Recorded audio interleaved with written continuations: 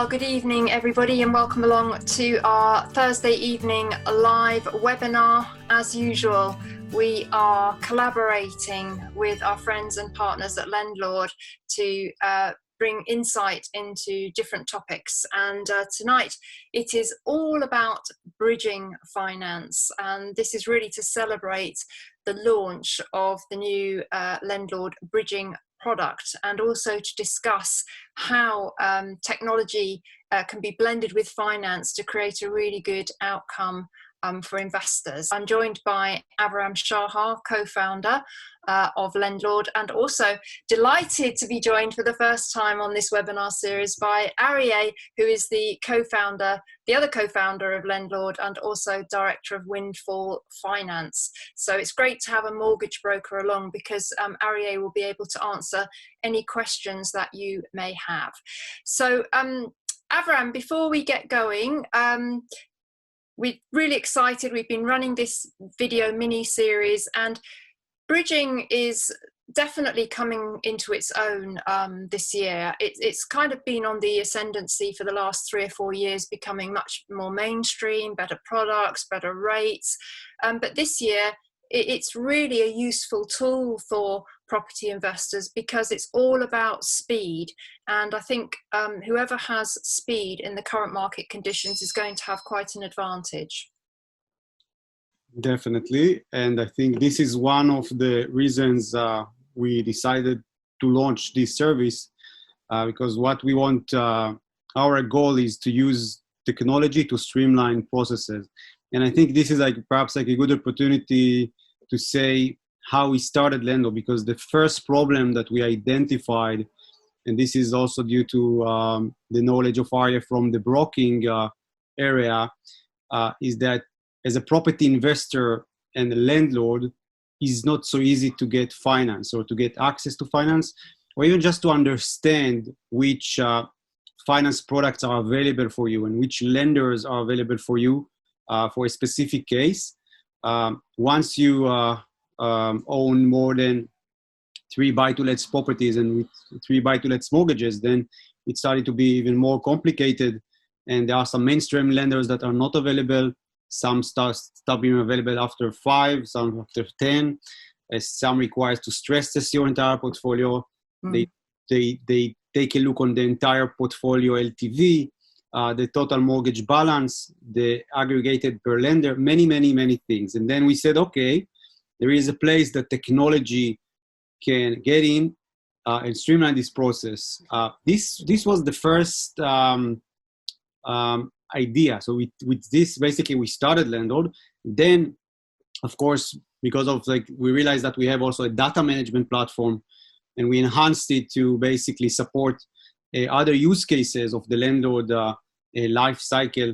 So it's much more than that right now. But this is the place we started, and now basically we're coming back.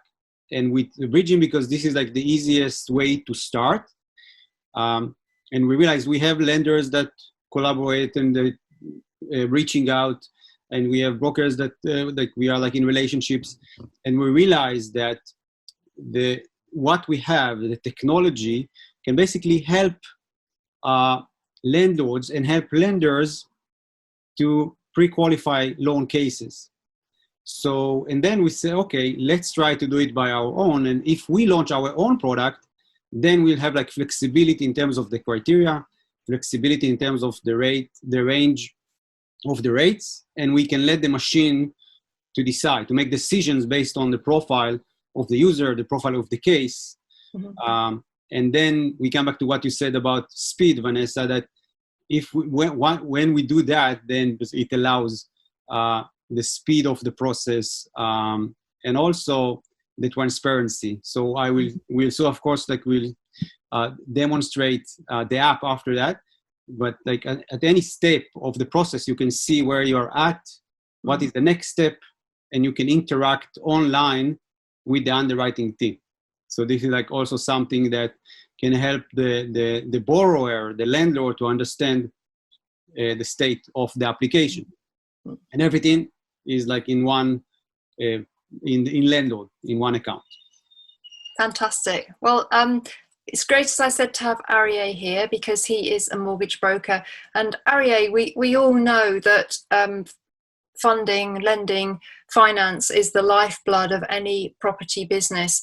And any savvy investor is going to want to have as many tools in their toolbox as possible in that regards. How have you seen bridging finance evolve over the last few years? Good evening, everyone. Thanks, Vanessa. The answer is bridging is increasing because, especially in the current market, it is the easiest access to funds. At the moment, lenders have delays, particularly because of lockdown. So the increase we've seen over the years is especially relevant right now, given the current state of the market. And anybody wishing to secure a quick purchase, for example, through an auction or forced sale of any kind, the easiest avenue to the funds is via bridging. So that's the clear benefit. They're guaranteed pretty much the funds within the required time, which can be quite short, as little as 4 weeks through a typical auction. And that can make the difference between securing a deal and losing a deal, because essentially bridging makes you a cash buyer and you're very fleet of foot. Absolutely, and that gets you effectively, although you'll potentially pay more for the funds, that actually enables you to make a profit. So you may have to pay more than you wish to, but it's the difference between getting the deal and not getting the deal. Arguably, you may also end up achieving a lower price on the purchase, so you recover it that way. When you ultimately sell the property, you get better value for your money. Indeed. I think landlords and investors have typically been quite wary of using bridging finance. And most fear comes from not really understanding something. And I think that's why these webinars are so valuable, to educate people how to use these products. But I think, once you become educated and you understand that the main thing is to have your exit strategy very firmly in place. Once you've kind of know that, it does make bridging seem a lot less intimidating to use if you haven't used it before. Would you agree, Arieh? I definitely agree. The key thing with any bridging lender is to understand that the client has an exit strategy. And for the borrower in particular, if a borrower knows exactly where they're heading with their exit strategy, whether it's to quickly refurbish and then sell, or alternatively remortgage pretty much immediately, then bridging works extremely well. In terms of one of the big changes, I would say, and now I'll speak with a mortgage broking hat, is that there are many lenders out there right now who will do a day one remortgage to refinance bridging. Historically, this was not necessarily the case, but there are now loads of lenders available who will do refinance specifically for bridging. So as an exit strategy, that is a very easy strategy. Use bridging to purchase the property, and then you can potentially 2 to 3 months down the line have your main remortgage product in place without any problem. Yeah, and we'll be going to the demo shortly to show you how you can use the Lendlord Finance Hub to go through an online bridging application and access the Lendlord bridging product. But final question for you, Arieh, from me. I think one of the best ways to build a portfolio in the current market conditions and with the products that are out there is the buy below market value for cash or bridging, refurbish, and then refinance to term finance. And that's one of the smartest ways to do it, because it enables you to recycle a large percentage of your cash. I mean, I typically say people should maybe expect to leave 10 to 15% in the deal, but it's a very effective way to build a portfolio, isn't it? Yeah, I mean, it is a very easy way, and that way you maximize the use of your cash, which you may not be able to do if you get a traditional mortgage at day one. You can also, if you increase the value of the property, so you buy below market price, increase the value, remortgage 6 months later, you can actually release the equity within the property, making the gearing extremely viable and extremely successful for an onward purchase. And many landlords do that. That's how they build their portfolios. Yeah, awesome. Well, Aviram, we love, explaining these different tools in the investors toolbox, because investors, they want to grow, and even in challenging market conditions, there will be a way to there will be opportunity and room for growth. So we really want to focus on those, and bring to the fore the products and methods that are going to enable investors to do that. So as I say, very timely for the release of the Lendlord bridging product. Would you like to take us to the first part of the demo? Sure. Yeah. Can you see the screen? Yes. Okay. So first, as you said, Lendlord is a one-stop shop that provides many tools to a given landlord or property investor. And even before you understand you need the bridging, you can use our flip analyzer that we can elaborate more, like perhaps like in another webinar. And with the flip analyzer, you can basically take a look on short-term project. What is the purchase price of the property? How much you're going to spend in terms of refurbishment and other costs. And then you can take a look on the cash investment versus the loan side of the deal. And here you can see, like, if you use bridging finance, what will be your like entire loan costs. And then you can take a look on the exit strategy. So what is the expected sell value of the property? If you're going to use an agent, you can put it. If not, you can put zero, and like any other cost. And what is the length of the project? That will definitely also impact your return in the end. So there are some videos about the flip analyzer. We can do like a dedicated webinar for that. But I'm saying, like, this is like the starting point. Use tools to understand, analyze the deals, to look at the expected return, and then you understand what you can do in terms of what is the right ratio between cash to the loan that you take, what are like the loan costs, etc. And then if you want to drill down into a specific case, you can use the Lendlord bridging lender, and then basically can start a process, end-to-end online process. And this is what we'll show you right now. So you can access it from the flip analyzer, but there are other places you can access the bridging questionnaire. One of them is the Finance Hub. In the Finance Hub, this is like from our main website. You can go to the Finance Hub. Now we have also like direct access to the 5-day bridging. 5-day because of the streamline of the process. This is 5 days after you upload all the documents. This is because we want to share like the speed thing about like reaching to the finance very fast. If you go to the Finance Hub, then you have several things that you can apply for, and one of them is of course the bridging. So this is like another way you can access the questionnaire, and this is also available in your Lendlord account, and I will show it like after that. So to start the process, you need to answer several questions. So it's a questionnaire that you have the question, you have a place to put your answer, and in the right side you can see what is going to be your expected estimated monthly indicative rate. In the end, you see all the terms. So let's start the process. I use it now for an auction purchase. I want to purchase a property in auction. This is very important. Perhaps I also can elaborate about differences, and perhaps Vanessa, you can put 1 or 2 words, but this is very important for the lender. Is it a first charge or second charge loan? So if you already have a mortgage on the property, this, by the way, might make the process a bit longer, because then we need to involve the lender from the first charge, the first charge lender. Of course, like if the security is a first charge loan, then it makes the process easier. Arieh or Vanessa, if you want to add something, feel free.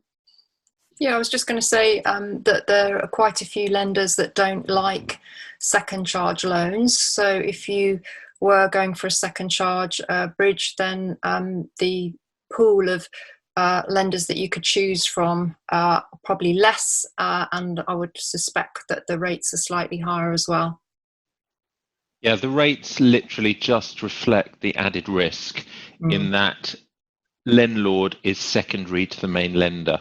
So they're carrying an added risk of not having a first charge on the property. And that's the main difference. So we will go here, like in this example, with the first charge. Then, of course, what is the estimated property value? Of course, it's estimation. After that, in the underwriting process, we will try to verify it together with you. Then this is very important. Sorry, excuse me for that. Wow, that's a loud motorbike in Tel Aviv. Yeah. There are some here.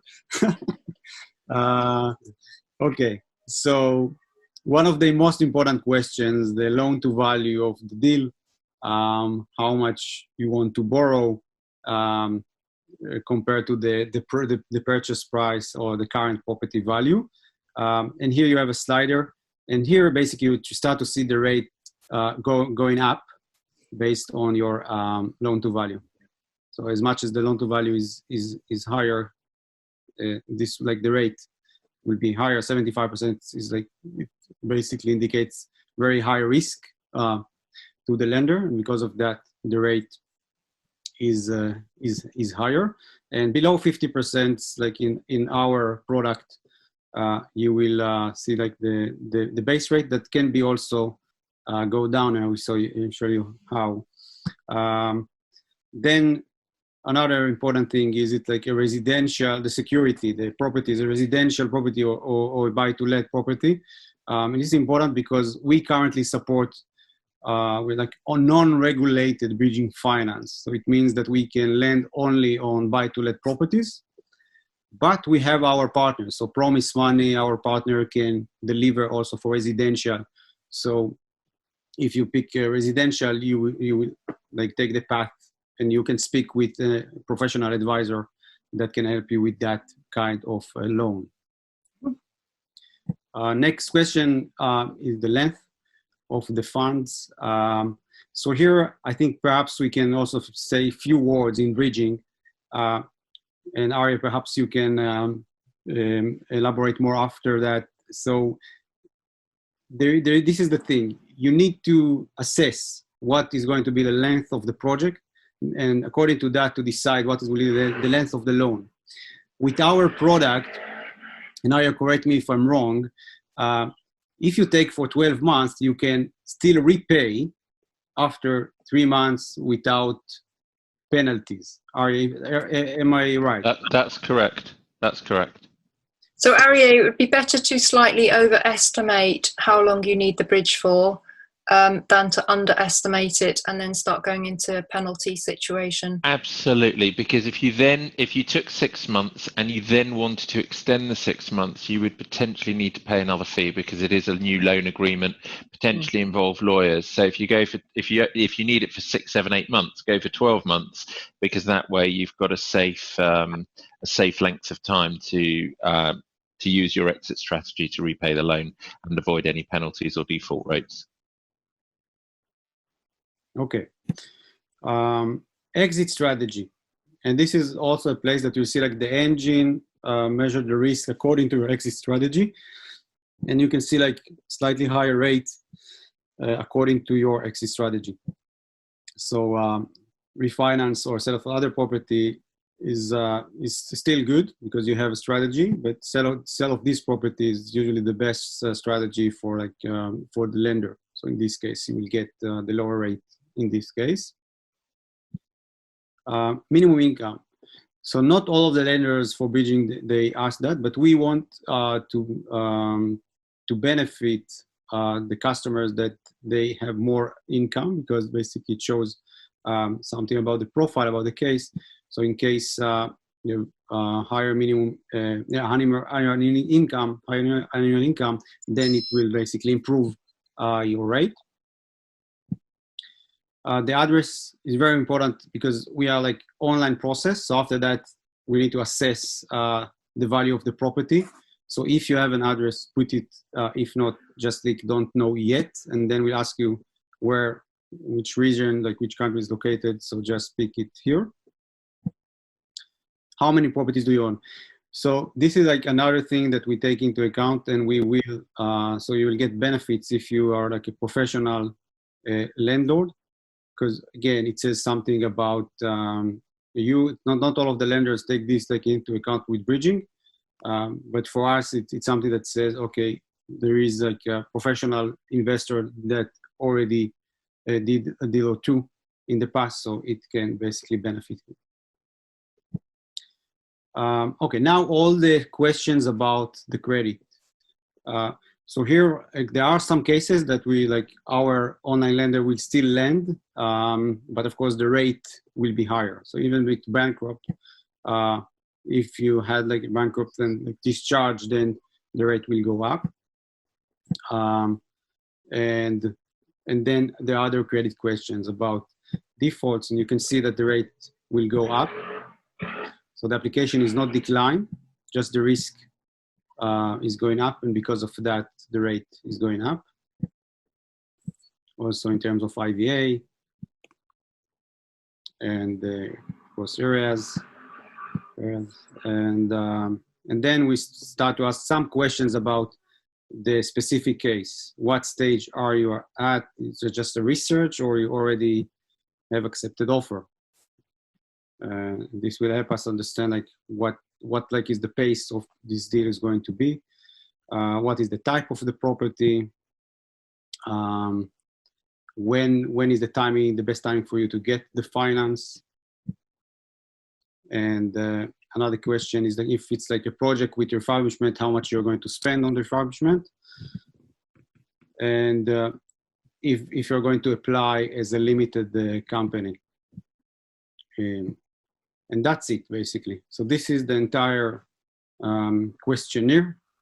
And then you get to this page. And before I explain it, Vanessa, any question or clarification? Yes, we've had a question in from Inderjeet for Arieh. Can you just use one tranche of bridging finance to purchase more than one property in the same auction, for example? There would be no reason why you wouldn't be able to do that. If you've got 2 securities or 3 securities, you could still have one loan agreement. Yeah, no reason why not. So Arieh, if I was attending an auction and I had maybe 3 properties that I wanted to bid on, obviously when you go to an auction, you have no guarantee that you're going to win the bid. Could I set up this facility on that basis, so that I've got almost like a decision in principle for those funds, and then apply the funds to the property that I hopefully end up winning at the auction? Absolutely. You could go through this process, enter the property address, and we can do the verification in advance. If you win in the auction, you get the property, great, you go ahead. If you don't, nothing's lost, but at least you know you've got the security that the funds would be there. Yeah. Excellent.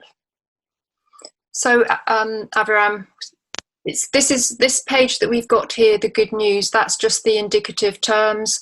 It's almost like a decision in principle.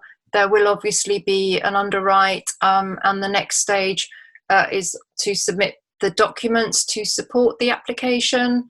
And again, that can be done online. Yes. So here basically you have like 2 options. You can either schedule a call if you want to speak with our team at this stage, or you can proceed online. Another thing that because it's like it's like a beta version, okay, of this product. So we really want to get as much feedback as we can. So like also for the audience, like if you use it and you think that you have something to say or something that you think might be should be like in a different way, don't hesitate, just send us this feedback. And also if you have like already a proposal, you think that our terms are not aligned or like not competitive enough, you can upload this proposal and we will try to see if we can compete and then benefit you with like an online process for your bridging finance. So it's like another option. And then if you click to proceed, first we need to ask the confirmation that the landlord underwriting team will review this case. And if you agree, then you will go to your landlord account. So if you are a landlord user, it's like immediately you will get to this page. If you are a visitor, you don't have a landlord account, you will be asked to create a landlord account. Now, in the near future, it's something that we are now working on. Landlord users that manage their portfolios on Lendlord, and like the technology, the engine can basically get more insights about the entire profile, then they will benefit also in terms of the rates. So basically, the engine basically can have like more data for the automatic underwriting process. So basically, you can benefit also from the rate, and this we will launch it hopefully in the next few weeks. Then, if you want to review your application, just click on the call to action button, and here you see the same terms. You see the inquiry. At this stage, you can still change the details, okay, until you didn't proceed with uploading documents.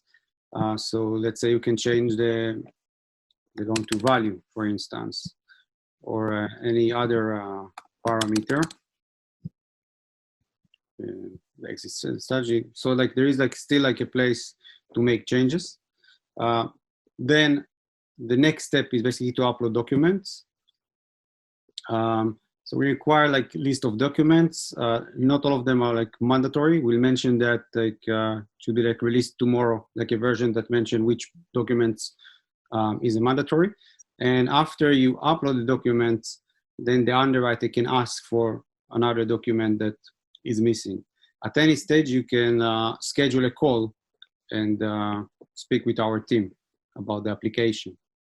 May I just jump in there, Aviram, because I'm just thinking that how useful that indicative monthly rate is, because you could actually take that and then reverse backwards to your deal analyzer or your flip analyzer, put that rate in and stack the deal on that indicative rate, and that will help your the figures that you output from your deal analysis. That will help them to be more accurate, won't it? Exactly. So first, like if like I showed it like in the beginning, you can actually start the process with analyze the deal. You can save it as a prospect. So you don't need to do everything from scratch. Very important thing, if you analyze deal with a deal analyzer or with a flip analyzer, once you save it as a prospect, let's put this, so I would know which property is it. I will save it as a prospect. It will be available from the My Portfolio page. So you just need to use the filter of the prospect properties. Usually I just like untick all the existing properties, and then I have the list here of my prospect properties, and I can see it here. And from here I can go to the flip analyzer again. Okay, so everything can be stored, and after you get the rate, just go to the loan section. So the bottom side is like scrollable. So go to the loan section and put here the rate that you just got from the online application, and you can see how much is the impact on your loan costs. Wow, that's incredibly useful to be able to do that for sure. Yeah, and I can also take the fees, and I can put just copy paste the fees. So it's included in the arrangement fee in this case, and I can see immediately what is the entire loan costs. Yeah, in this case, the loan I think should be higher, but just like for this example. Aviram, can I just make a point that the total fees and interest assume that the funds are used for the total duration of 12 months. If the funds are repaid after 8 months, for example, 4 months interest is rebated, so the actual amount that needs to be repaid is lower. So the actual cost could be lower than what's actually been quoted. We just capitalize the upfront fees for the duration of the term onto the loan, but it may actually be lower depending on when it's repaid. Oh, happy days. Yeah.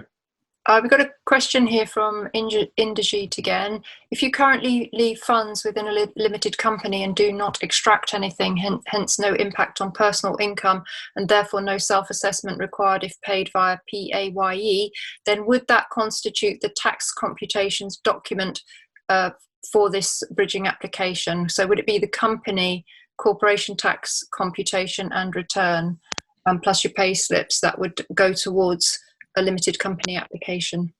Yes. We want to make this as simple as possible. Yes, that makes complete sense. Where somebody has retained profits and doesn't take money out of the company, then obviously a personal tax computation is not going to be relevant. And we may then say, can we just see a set of accounts or similar for the company? Of course, many of the companies borrowing may be new companies because people set up SPVs for a specific purchase. So in that case, a new company won't have anything to show. So we may actually ask for some background information about the individual behind the company. And that effectively is what the basis of underwriting is, just assessing a risk and checking that the individual behind the company is good for the loan. Okay, so the screen we're on now is going to show you that you've got your indicative monthly rate. Roughly speaking, what it looks like you will be able to achieve. That could change slightly depending on the underwriting process and how that goes. And then what happens next, Aviram? So next, basically you need to agree for these terms before, after you uploaded your documents. For each document that you upload, first time that you upload the document, you will see it as a pending verification. Then it's like an online process. So the underwriting team will review the document. And once it's verified, you will see like a notification here that it's verified. After all documents are verified, you'll see underwriter message that all documents are verified. You will also receive like an email that says that this process is done. So this step will mark as V, and then the case underwriting basically also will be marked as V because, case underwriting is like the verification. So once it's done, this will be completed. And then basically what you need to do is you need to accept the terms, just like give us the permission to proceed. And then we instruct the solicitors. You will need to, by the way, this is important. In this stage, this is the time that you need to pay the admin fees before the scheduler, before we instruct the solicitors. And Arieh, correct me if I'm wrong, this is the only fee that should be paid like in advance. All the others can be capitalized. That's correct. That is the only fee. And when Lendlord solicitors communicate with the applicant solicitors will probably be asked for an undertaking for their fees, but nothing is paid up front. It's only paid on completion. So the admin fee is the only fee payable. And Arieh, can I just double check something as well? With the Lendlord product, you can roll up all the interest at the end of the loan when you exit, can't you? So you wouldn't be necessarily having to make a monthly interest payment during the life of the loan. It's exactly that. In fact, there is no option on the Lendlord product to actually pay monthly monthly interest. The reason for that is because if we did that, we would then need to go through a full affordability assessment. And the whole advantage of capitalizing is there is no affordability requirement because you don't need to afford it to be able to take it, other than it needs to be viable, if that makes sense. Well, it does, and thank you. I've learned something new myself tonight. Good stuff.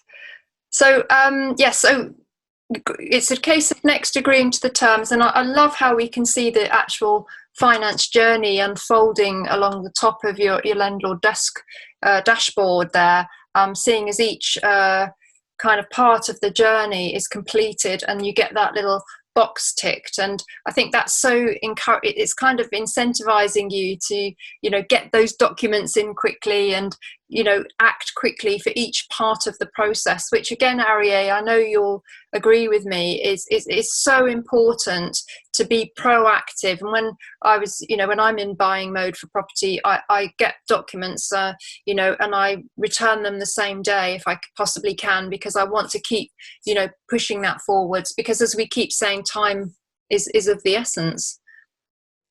Our aim is always to respond as quickly as an applicant. So I would like to think that we're always responding on the same day.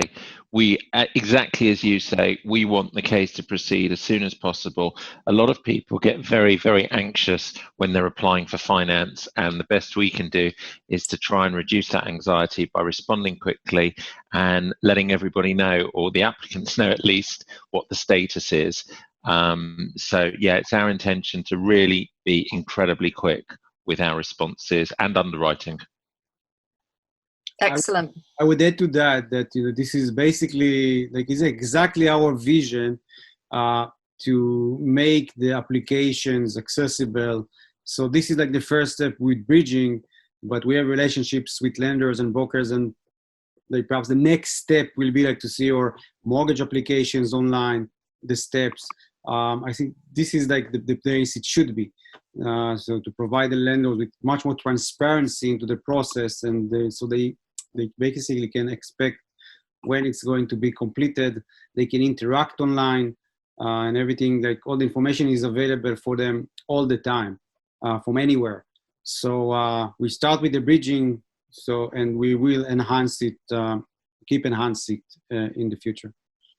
Absolutely. And we mentioned this before, but in a way, this bridging product is rewarding people who are managing their properties digitally, because you will have already, if you're a Lendlord user, you will have already put all your data into the system, and that's going to again streamline the process for you to access finance, because the system already has the information to add into the mix. And the intention of Lendlord is to add in more and more products and services, and we've got a lot of different suppliers contacting us, haven't we, Aviram, asking if they can partner with Lendlord, because they love that landlords that are operating in a digital format are professionalizing their business, and that's the profile of the landlord that they're looking to work with, isn't it?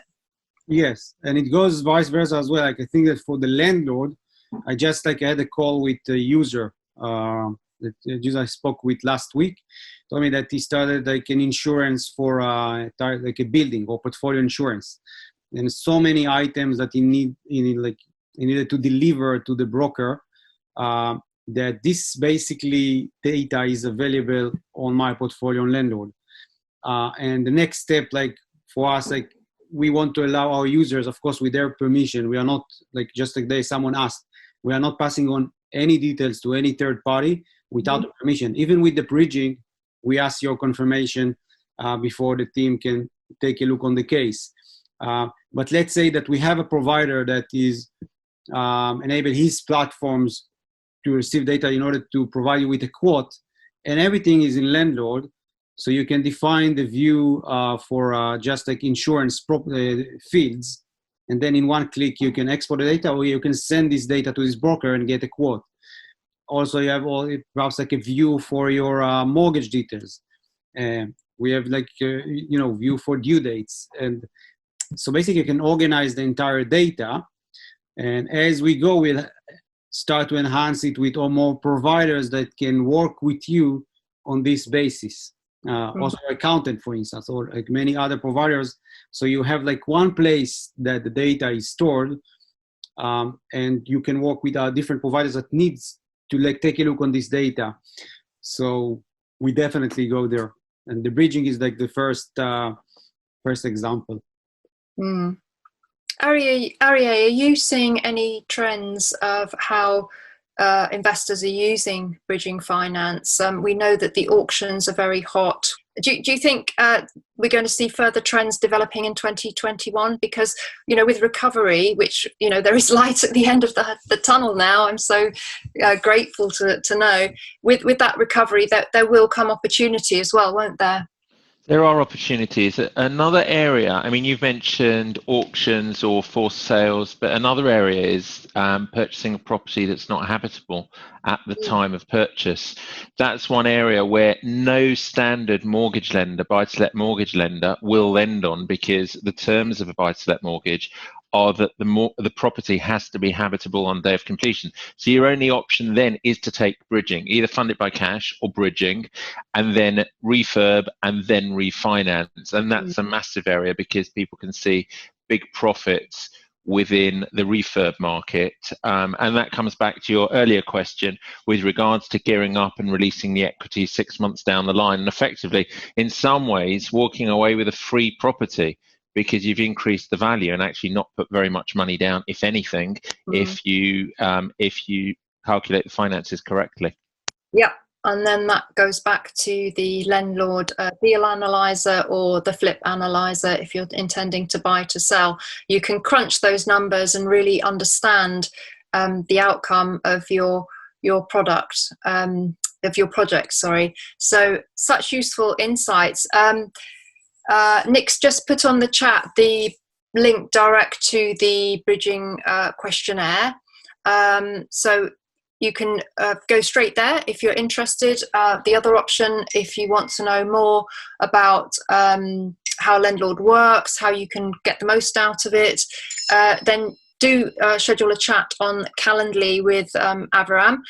He is there to guide people through. And Aviram, we had an interesting comment on Property Tribes this week, actually, where somebody said, I'm a portfolio landlord with hundreds of properties, and I love the look of Lendlord, but I don't want, I'm not going to use it because I've got too many properties to input. And you're able to help with that scenario, aren't you? Yes, definitely. It's the same for users that want to upload historical data in terms of the cash flow. So our team can definitely help with the permission of the user with the data upload.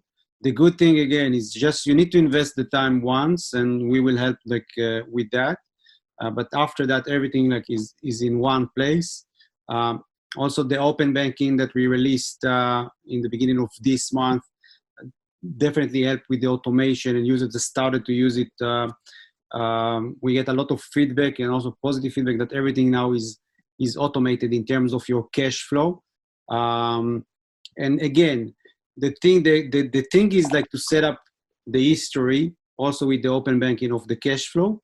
And for that, I definitely recommend to schedule a call with our team. It can be with me, with any other team member, and we can help just setting it up. Also with instructions. You can either upload a spreadsheet with all the history, or you can retrieve the transactions. So if you link it to bank account, this account, I don't have it here.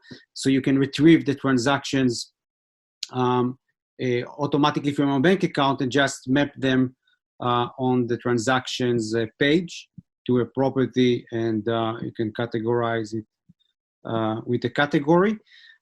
So yes, the answer is definitely yes. The team can help users to set up the account, and then from this point, this stage, basically, it's very easy to manage the data on an ongoing basis. So yeah.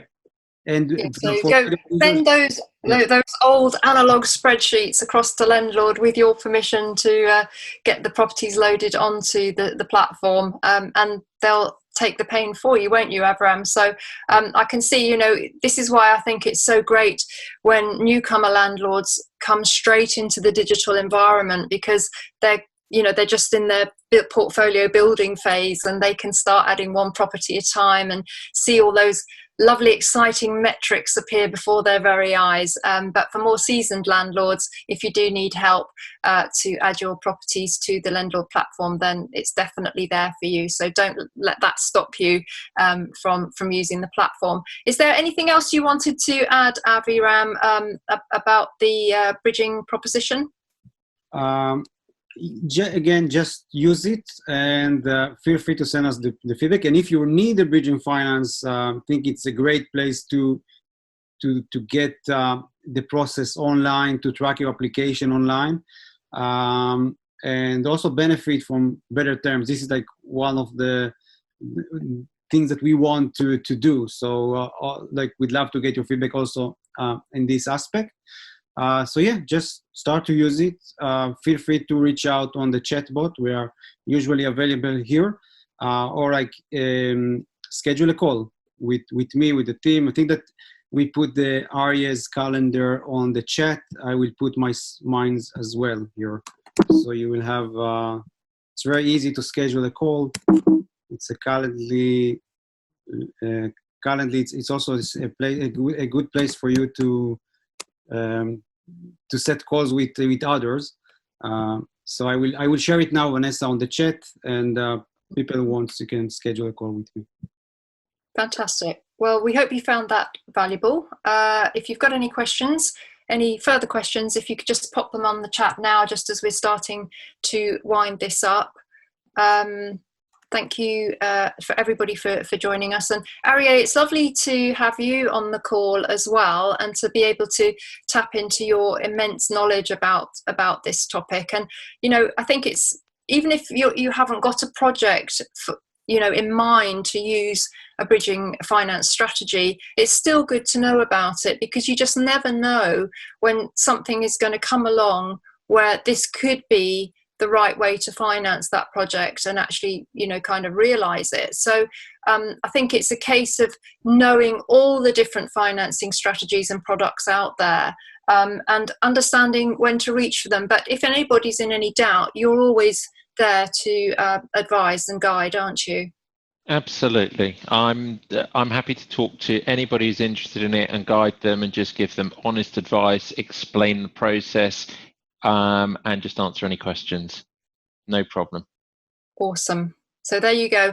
Don't think we've got any other questions coming in. Indeed, if you do have any further questions when we finished and you think, I wish I'd asked that, just pop onto Property Tribes tomorrow. This webinar will be on there as a recording, and we're more than happy to answer anything that pops into your head after the webinar has finished. Thank you, Inderjeet, very insightful, you've said. We appreciate that feedback. And indeed, the links are there for to go straight and start your bridging application, or indeed to book a call with Arieh on the Calendly link. So lots of ways to interact with the Lendlord team. And of course, there is also the chatbot on the actual platform, and Aviram and his team do man that through working hours, so you can always jump on there as well. So that's really it. Thank you, Pauline. Oh, lovely to see you on here. Thank you, Tim. Glad you like the system. Aviram, any final words?